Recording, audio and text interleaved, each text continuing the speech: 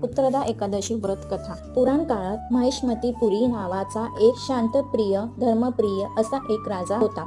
मात्र त्याला स्वतःचं मूळ नव्हतं. मग त्याचा शुभचिंतकांनी एक लोमेश ऋषीला यांचे कारण विचारले असता त्यांनी सांगितले की मागच्या जन्मी महिष्मतीपुरी राजा हा एक अत्याचारी निर्दयी असा राजा होता. मागच्या जन्मी याच एकादशी दिवशी तहानलेला हा राजा पाणी पिण्यासाठी एक जलाशयाजवळ पोहोचला. तेव्हा तिथे नुकतीच बाळंतीण झालेली गाय पाणी पिण्यासाठी आली होती. मात्र राजाने तिला तिथून हकलवले. त्यांच्या या दुष्कर्मामुळे तो आज जन्मी पिता बनू शकणार नाही. त्यामुळे जर त्याला या शापापासून मुक्त करायचे असेल तर तुम्हाला हे व्रत करावे लागेल आणि त्याचे पुण्य तुमच्या राजाला द्यावे लागेल, तरच याची संतती प्राप्ती होईल. या ऋषीमुनींच्या निर्देशानुसार प्रजासह राजाने सुद्धा हे व्रत केले. त्यानंतर काही काळानंतर राणीने एक गोरस बाळाला जन्म दिला. तेव्हापासून एकादशीला श्रावण पुत्रदा एकादशीचे व्रत केले जाते.